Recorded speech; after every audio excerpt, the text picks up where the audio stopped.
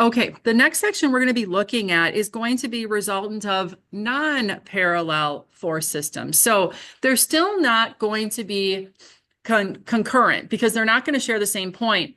They'll still, be, offset from one another, but they now won't all be in the X or all in the Y direction. Okay, so we're going to have things that are in multiple directions. And how do we deal with that? So, a resultant of a non-parallel force system is found essentially the same way as the parallel, but now we've got to resolve anything that's not on the X or Y in the X and Y directions. Okay. So we're going to have an X and a Y component of the resultant. Okay. Which should sound familiar because we had done that work when we were in like module 2. Okay. So it's really a reapplication of that. So our process this time just gets a little bit longer, but we're going to see elements here that were really familiar to us. So we're first going to draw our free body diagram and convention. Then we're going to break any forces that aren't on the X and Y axis into their X and Y components, okay? Then we're going to determine the resultant using the components of that resultant. So we're going to have an Rx and we're going to have an Ry. We'll find the R and its angle.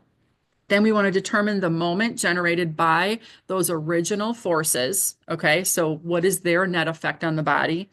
And then we're going to find an X bar or a Y bar. And it's really the same as the R bar, except now we can go in either direction. So that's why we call it an X or call it a Y, depending on the way that we're going. And you'll see that in the examples that we do.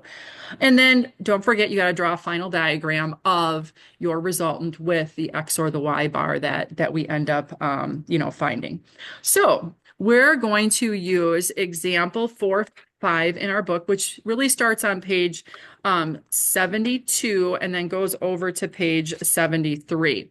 So if we look down on page 72, this is the problem statement. Determine the resultant of the force system shown in figure 411A. Locate the resultant with respect to point A. So they're telling us where we have to go around. Now, the illustration they're referring to is on the next page, 73, and they're looking at this illustration right here. So these are kind of like down the road versions of, okay? So this is going to be the body, if you would, that we're going to be dealing with. And as you can see here, there are 3 forces at 3 of the corners of this plate, we'll call it. And as you can see, they all are at angles not at X or Y directions. So we've got components to figure out before we get into the problem. And then we'll use those components to figure out the resultant and then place it with respect to point A as we see it here. Okay, so down at the bottom of page 16 in our handout, in our guided notes, we're going to draw our free body diagram and convention. So I'm going to add my convention right here, and I'm just going to peek ahead to the next step. Okay, the next step is we're going to be breaking our X and Y into components, so I can make my diagram a little bit larger here so I have enough room for everything. So go ahead and draw your plate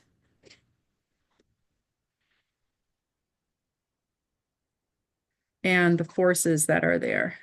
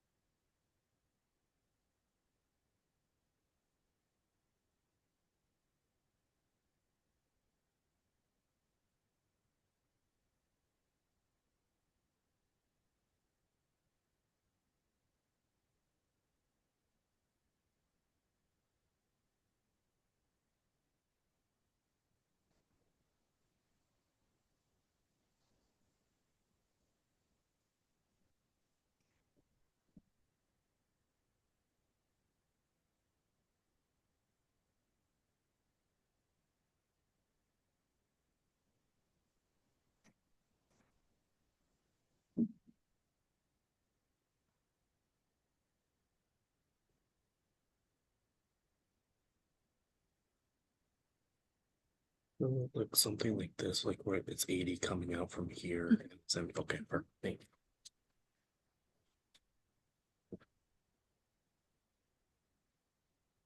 I'll wait to do that.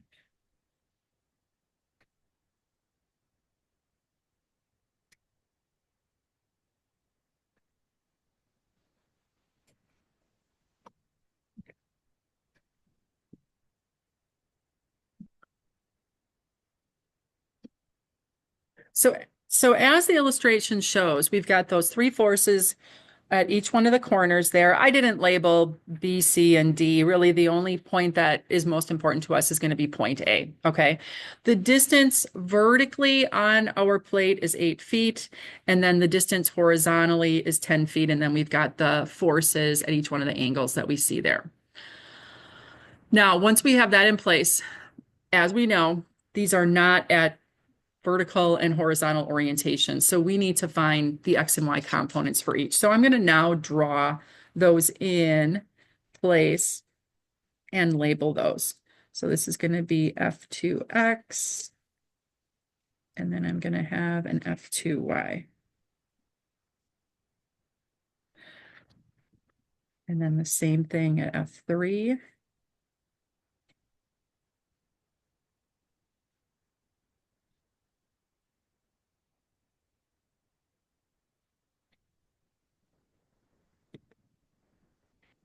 And then F1.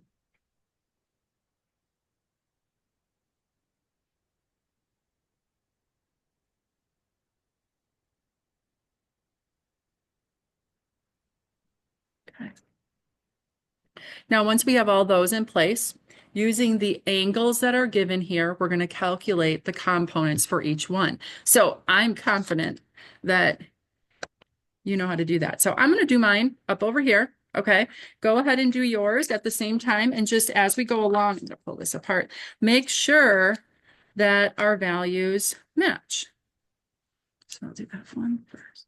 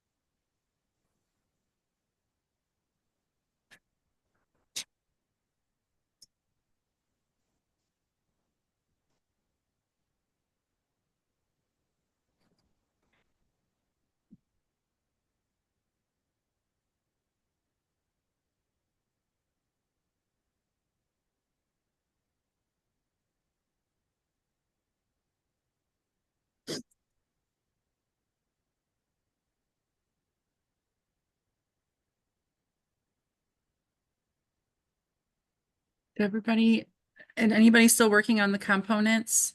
Yeah, okay, that's great. Make sure you can get the same answers here. You can compare up here, or you can look at, they do have a list on page 72, for example, 4-5, if you wanted to compare there.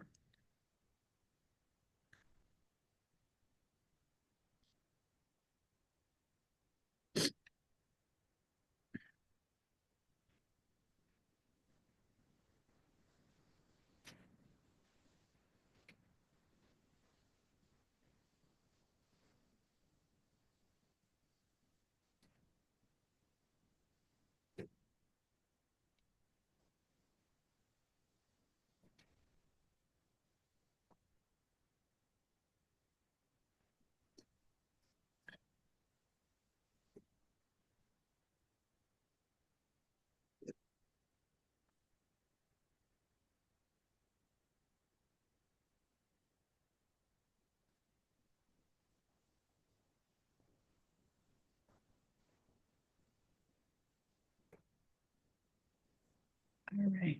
Who's still working on the components? Anybody still working on the components? All right. Okay, if not, then essentially what we have, and I'm going to use the diagram they have in the book. Now, I could, if I wanted to, go back to the previous page and put all my numbers in place for my F1X, F1Y, and so on. But the book has a really nice little diagram here.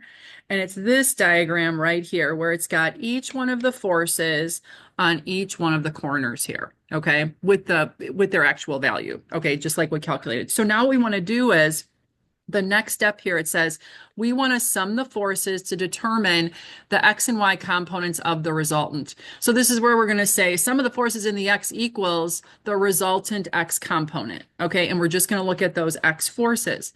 So sum the forces in the X is going to be equal to our resultant X component is going to be equal to, and when we go back over here, we're going to look at only the forces that are in the X direction. So I'm going to highlight those pink. So I'm only going to worry about these three forces. Okay. So that means I'm going to have a positive 14.14, a positive 6.47, and a negative 6.0. Again, we're in force summing mode. So we're just looking in the X direction. Is this to the right or is it to the left? If it's to the right, it's positive. If it's to the left, it's negative. So we're going to have a positive 14.14 kips plus 6.47 kips minus 6 kips. Okay. And I'm using the decimals they had in the book just because they, that way our answers will match more closely. So then I'm just going to add and subtract this, and my RX should come out to be 32.29 kips. And that's in a positive direction. Okay, positive direction. Now that's not a final answer. That's just the X component of our resultant. Now to get the Y component of our resultant, we're going to sum our forces in the Y direction, and this is going to be the resultant Y component, okay? So now we're going to go back underneath, and I'll use my yellow highlighter, and we've got three forces here. We've got the Y at B, the Y at C, and the Y at D. Now, the two on the top at B and C are both going up. So those are going to be our positive forces in the Y. And D is going to be negative. Nia, it looks like you want to say something. I did? For my X? I did a positive. Oh, I did 6.47. Oh, so this number is right because I looked in the book. Okay. Okay. Oh, thank you. Nia corrected me. I'm so sorry. I'm so sorry. So let's go back to the X, 14.14 and 24.15, right? 24.15 kips. There we go. I looked in the answer key in the example, and the 32.29 is correct, positive. Thank you.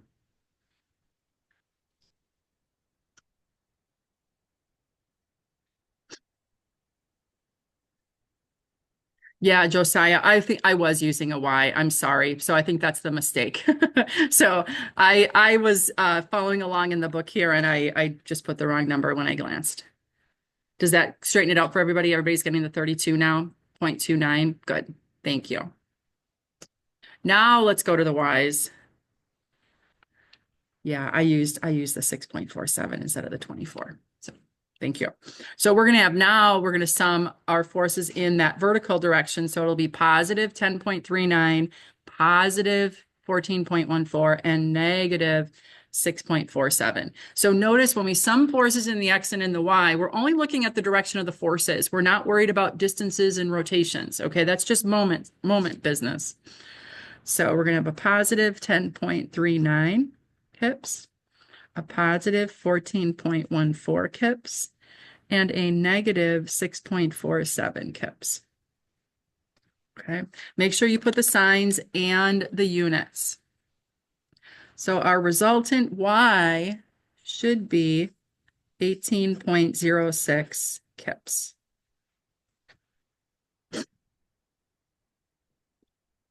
Okay.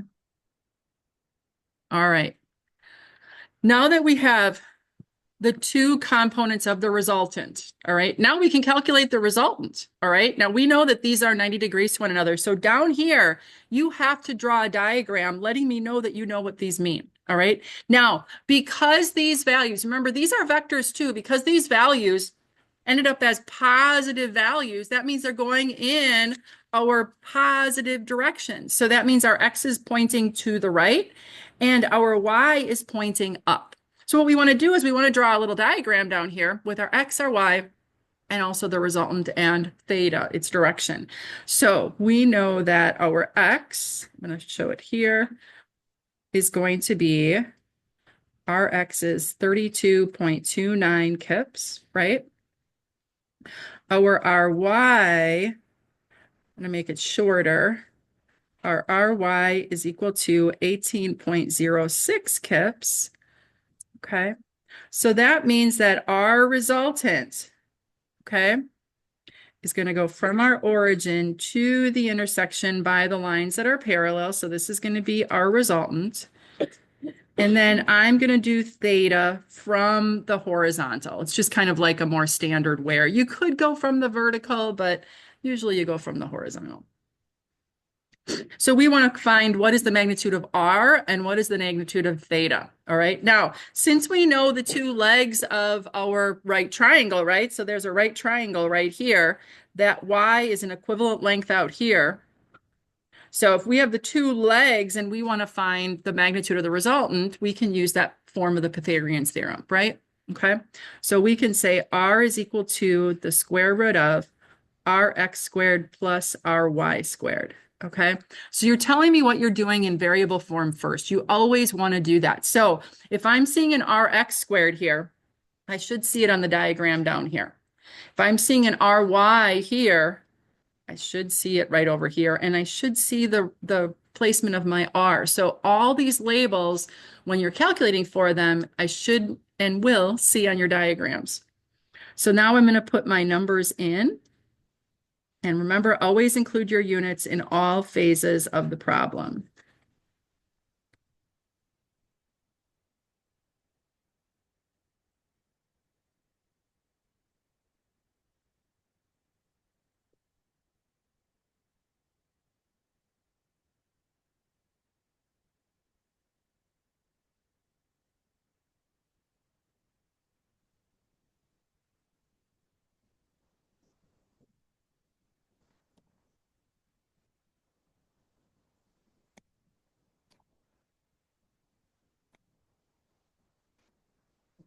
Yeah, it's 36.997, so they rounded to 37.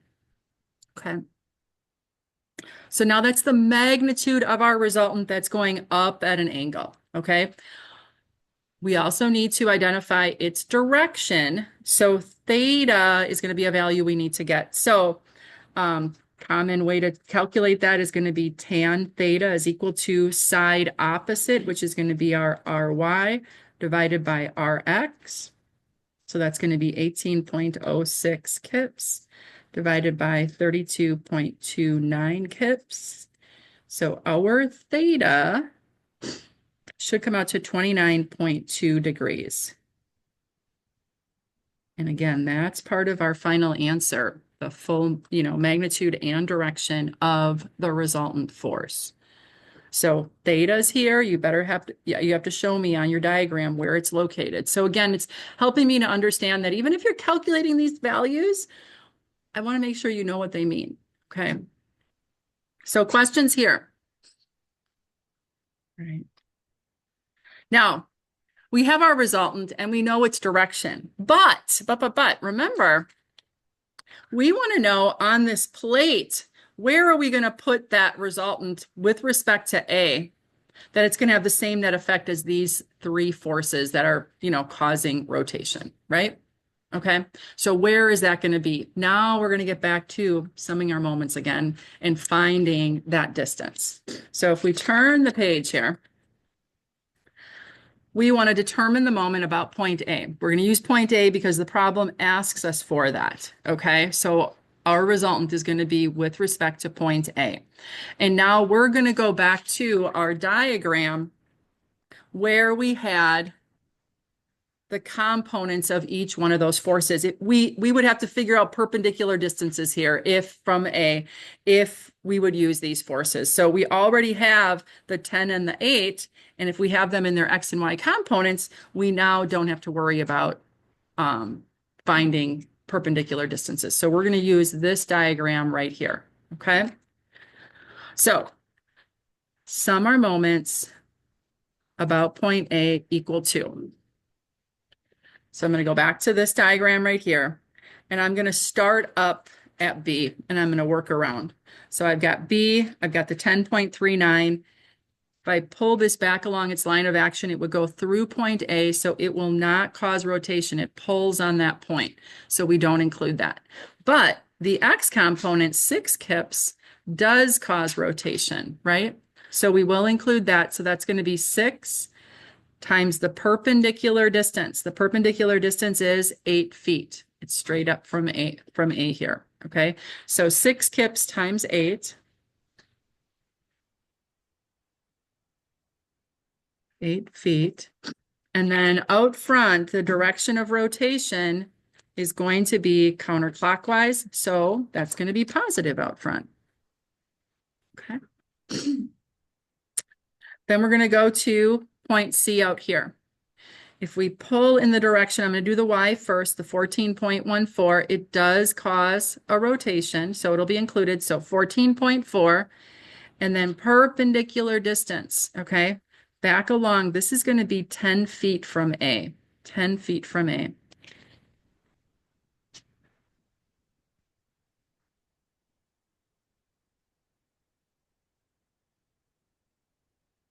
Now, direction of rotation, if I pull in the direction of that 14, I'm rotating counterclockwise. So that'll be positive out front here again. Oopsie, sorry, positive out front. Back underneath, A, pull in the direction of the 14.14. That one's also going to cause rotation, so it'll be 14.14. Its perpendicular distance, pull it back along its line of action, it is going to be 8 feet, okay?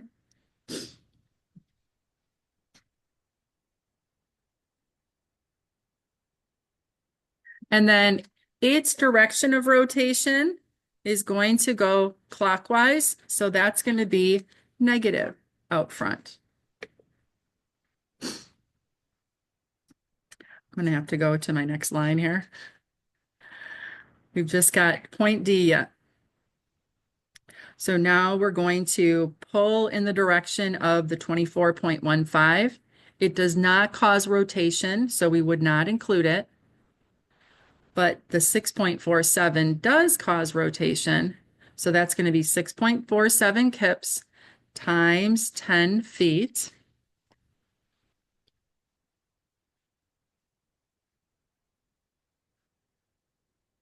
And the direction of rotation here is going to be clockwise. So that means we're going to be a negative out front. That is the last force that is offset. So now that completes our sum of the moments equation. So we're going to sum our moments around A.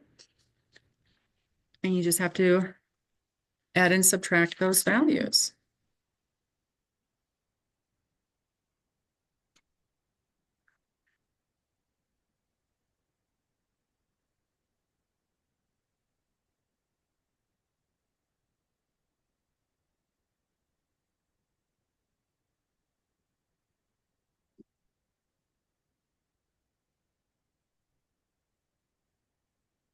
Should get 11.58 kip feet. I'll send it. Good. Are you going to take off? Sure. Yeah, 'Cause I probably. I mean, yeah. Okay, okay. Yeah, I'm not seeing anything right now. So zero pads, I'm just looking for just the regular stuff. It's good. Okay, Okay, thank you so much. you're welcome. I want to just again. Okay, sounds good. Yeah, I understand.